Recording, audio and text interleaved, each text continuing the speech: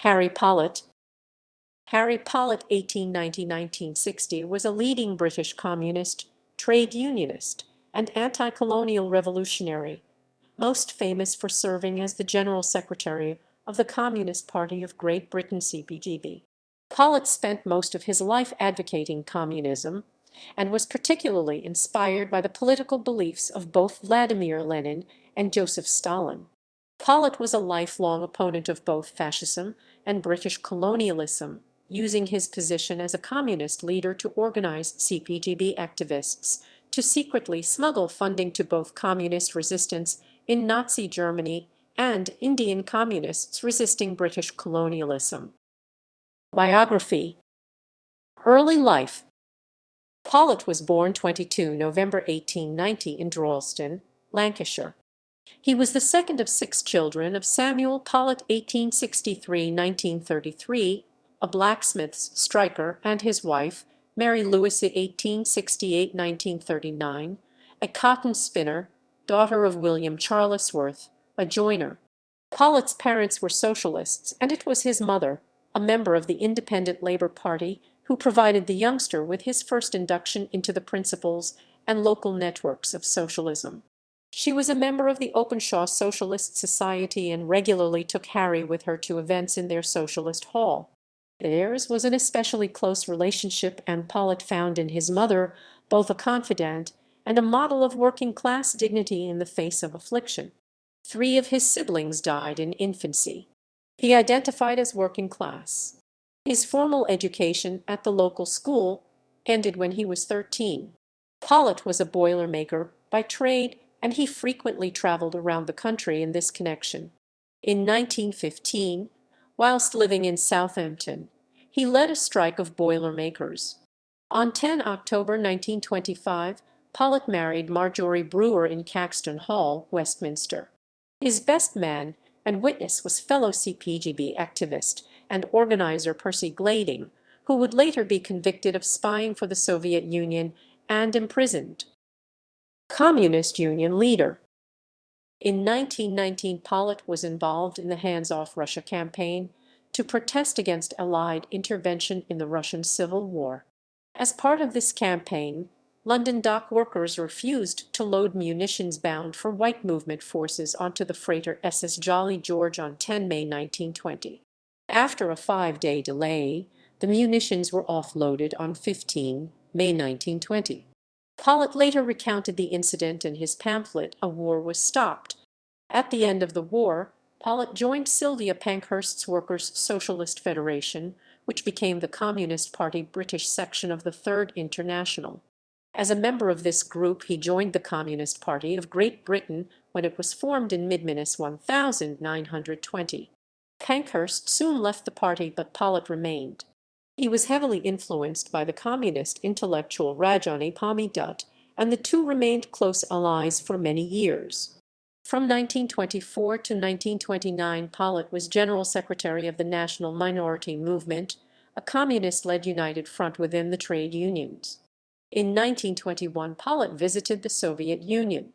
According to the October 1921 issue of Freedom, on his return, Pollitt stated that he had seen evidence that Russian anarchists were plotting to restore Tsarism and spoke approvingly of the suppression of anarchism in Russia. In 1925, Pollitt married Marjorie Edna Brewer B. 1902, a communist schoolteacher. The marriage eventually produced a son and a daughter. During the same year, Pollitt was one of 12 members of the Communist Party convicted at the Old Bailey under the Incitement to Mutiny Act 1797, and one of the 5 defendants sentenced to 12 months' imprisonment. General Secretary of the CPGB.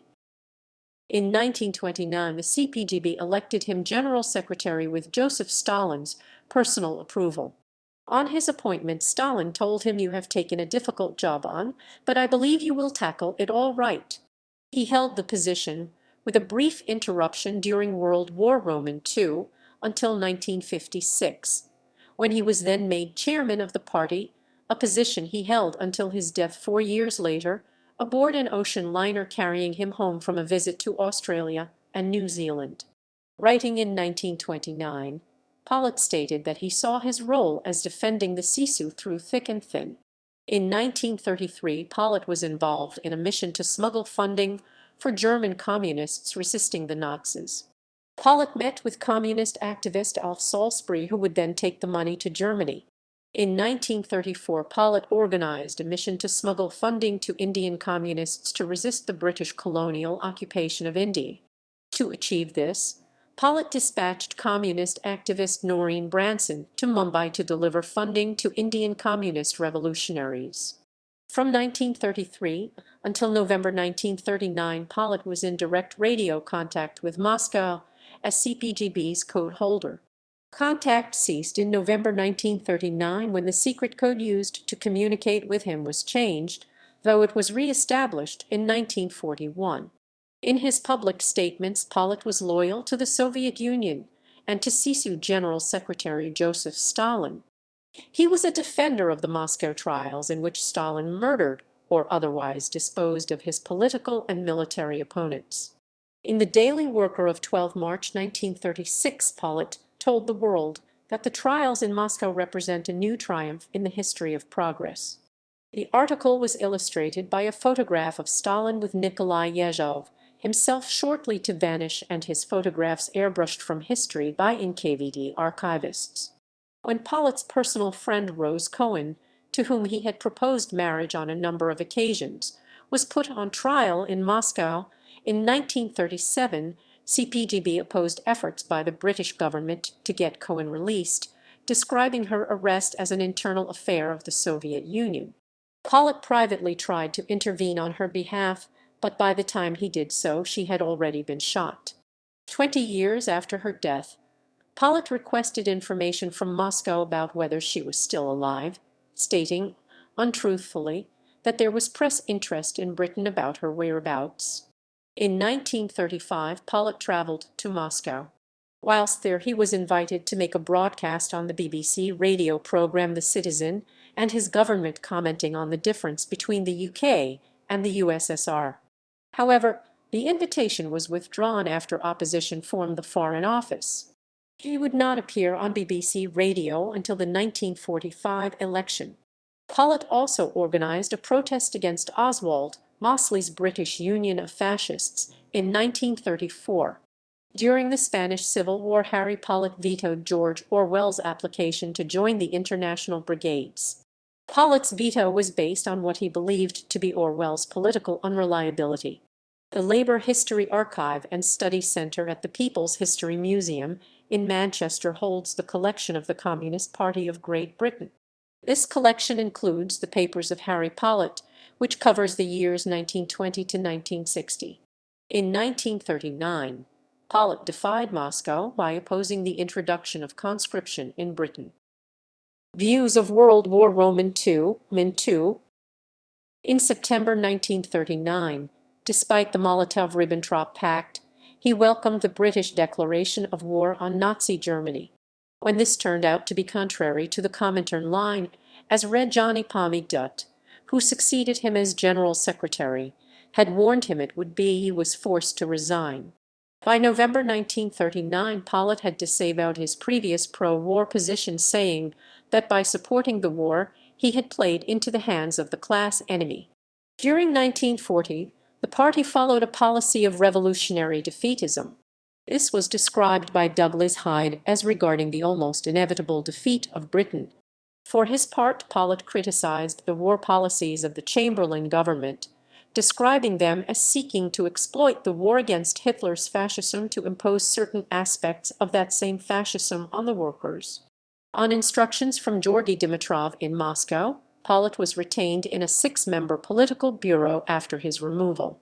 He was reinstated as the leader of CPGB after Germany invaded the Soviet Union in 1941, again in response to instructions received from Moscow. Moscow also overturned Dutt's previous position of criticizing the Churchill and characterizing the war as a struggle for socialism, instead endorsing Pollitt's position of offering full support to the Churchill government and avoiding inflaming anti-socialist opinion. Political activities. Pollitt contested many parliamentary elections. In a 1940 by-election in the Silvertown division of West Ham, he received on 966 votes to the Labour candidate's 14,343. He fought Rhondda East several times. In 1945 he was within 1,000 votes of winning the seat from the Labour candidate. Pollitt defended the 1948 communist coup in Czechoslovakia, characterizing it as the work of millions of lads led by their shop stewards to overthrow capitalism. In 1952, Pollitt released a pamphlet entitled Malaya, Stop the War, against the British anti-insurgency operations in Malaya, where British troops were fighting communist rebels.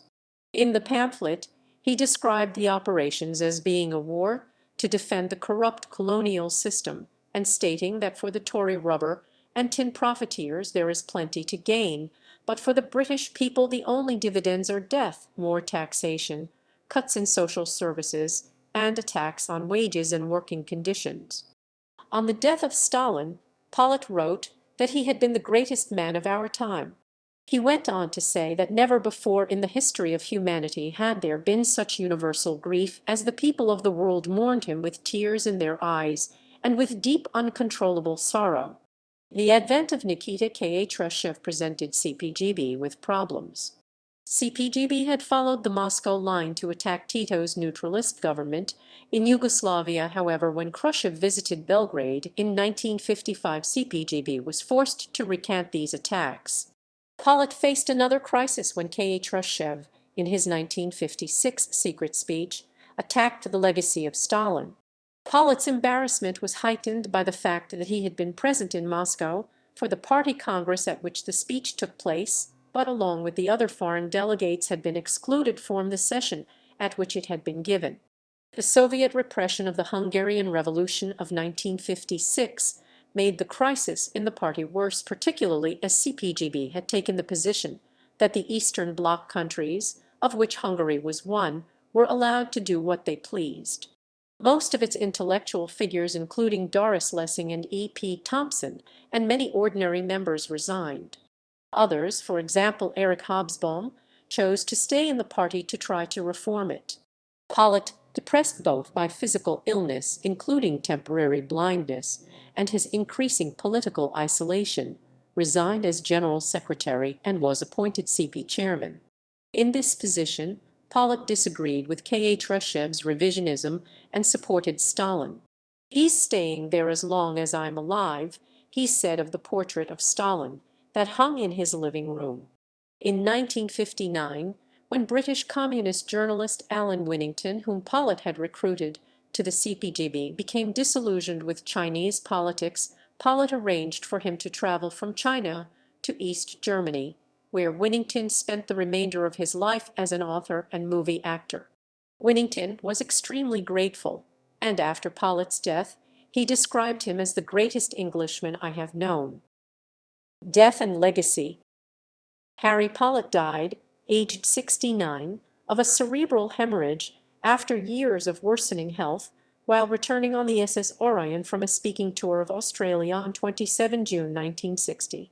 He was cremated at Golders Green on 9 July and was survived by his wife and two children, Brian and Jean. In 1971, Pollitt's devotion to the Soviet cause and to international communism was acknowledged by Moscow when the Soviet Navy named a ship after him. A plaque dedicated to the memory of Pollitt was unveiled by the mayor of Tameside on 22 March 1995 outside Droylsden Library. He is also ironically commemorated in the humorous song The Ballad of Harry Pollitt, which actually circulated most popularly in his lifetime. Part of the lyrics dealt with his death. Secret communications with the Soviet Union. In Operation Mask 1934-1937, an MI5 spy infiltrated the party and was for a time Pollitt's assistant and a clandestine radio operator. This allowed John Tilkman and his colleagues to crack the code and decrypt, for a few years, messages between Moscow and some of its foreign parties, such as the CPGB. They revealed the Comintern's close supervision of the Communist Party and Pollitt. Among other things, Pollitt was instructed to refute news leaks about a Stalinist purge. Some messages were addressed to code names, while others were signed by Pollitt himself. In his transmissions to Moscow, Pollitt regularly pleaded for more funding from the Soviet Union. One 1936 coded instruction advised Pollitt to publicize the plight of Ernst Thälmann, a German communist leader who had been arrested by the Nazis and who later died at Sachsenhausen concentration camp. Pollitt replied that he was having difficulties getting English statesmen to make public declarations supporting Thälmann, but that they promised they would speak privately with German officials in London.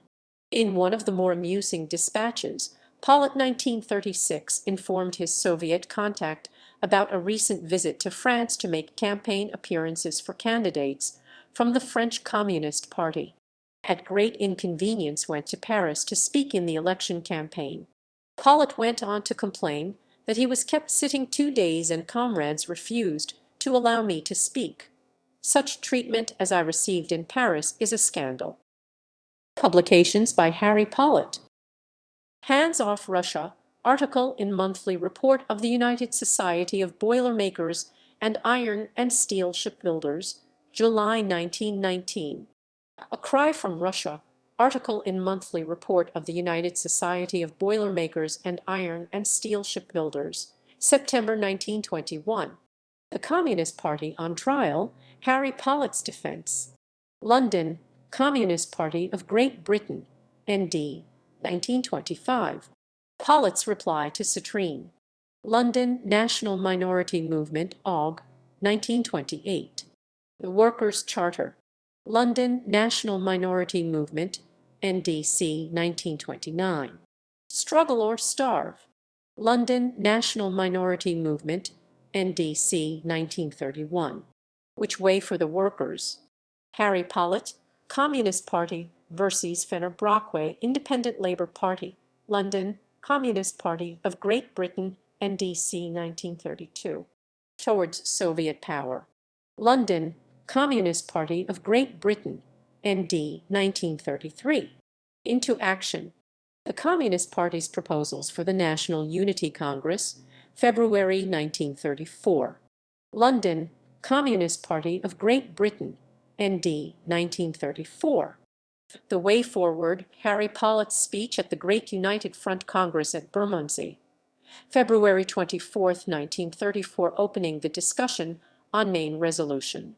London, National Congress and March Council, ND, 1934. Labour and War. London, Communist Party of Great Britain, NDC, 1935. We Can Stop War. London, NP Communist Party of Great Britain, ND, 1935. Dynamite in the Dock. Harry Pollitt's Evidence before the Arms Inquiry Commission. London, NP Communist Party of Great Britain, ND, 1935. Harry Pollitt Speaks, A Call to All Workers. London, Communist Party of Great Britain, ND, 1935. Unity Against the National Government. Harry Pollitt's speech at the 7th Congress of the Communist International. London, Communist Party of Great Britain, ND, 1935. The Labour Party and the Communist Party. London, Communist Party of Great Britain, ND, 1935. Forward. London, Communist Party of Great Britain, ND, 1936. I Accuse Baldwin. London, Communist Party of Great Britain, ND, 1936. The Path to Peace. London, Communist Party of Great Britain, ND, 1936. Unity, Peace, and Security. Pollitt's Reply to Morrison. London, NP Communist Party of Great Britain, ND, 1936. Save Spain from Fascism. London, Communist Party of Great Britain, Aug., 1936. Spain and the TUC. London, Communist Party of Great Britain, Sept., 1936. Arms for Spain. London, Communist Party of Great Britain, Oct., 1936. A war was stopped. The story of the Dockers and the Jolly George George. London, Communist Party of Great Britain, ND, 1936. The Unity Campaign, with Stafford Cripps Socialist League and James Maxton ILP. London, NP Communist Party of Great Britain, Jan, 1937. The Truth About Trotskyism Moscow Trial, January 1937. With R. Pollitt. London, Communist Party of Great Britain.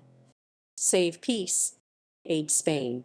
London, Communist Party of Great Britain, May 1937. Salute to the Soviet Union.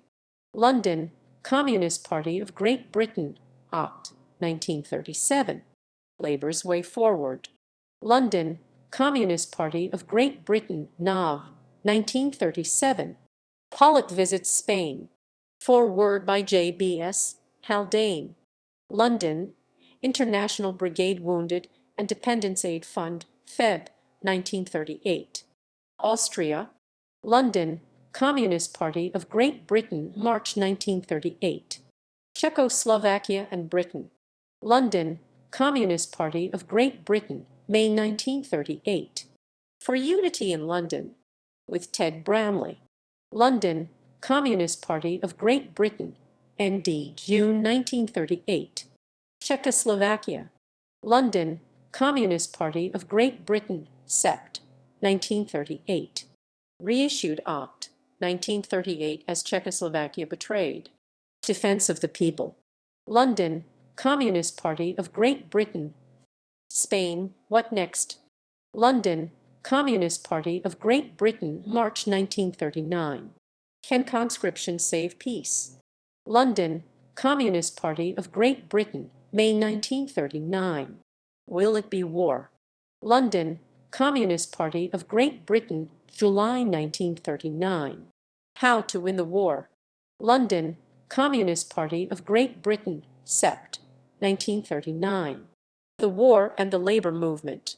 London, Communist Party of Great Britain, June 1940. The War and the Workshop. Letters to Bill No. 1. London, Communist Party of Great Britain, July 1940. What is Russia going to do? Letters to Bill No. 2. London, Communist Party of Great Britain, July 1940. Wages a Policy. London, Communist Party of Great Britain, Dec. 1940. Tom Mann, born April 15, 1856, died March 13, 1941, a tribute by Harry Pollitt. London, Communist Party of Great Britain, ND, March 1941. Smash Hitler Now. London, Communist Party of Great Britain, NDC, June 1941. A Call for Arms. London, Communist Party of Great Britain, ND, 1941. Britain's Chance Has Come. London, Communist Party of Great Britain, NDC, Oct. 1941. The World in Arms. London, Communist Party of Great Britain, ND, 1942. Into Battle. A Call of May Day 1942. London, Communist Party of Great Britain, April 1942. The Way to Win. Decisions of the National Conference of the Communist Party of Great Britain, May 1942. London, Communist Party of Great Britain, ND, May 1942. Speed the Second Front. London, Communist Party of Great Britain, July 1942. Deeds Not Words. London, Communist Party of Great Britain, Oct. 1942. Malaya Stop the War. London, Communist Party of Great Britain, 28 January 1952. Footnotes.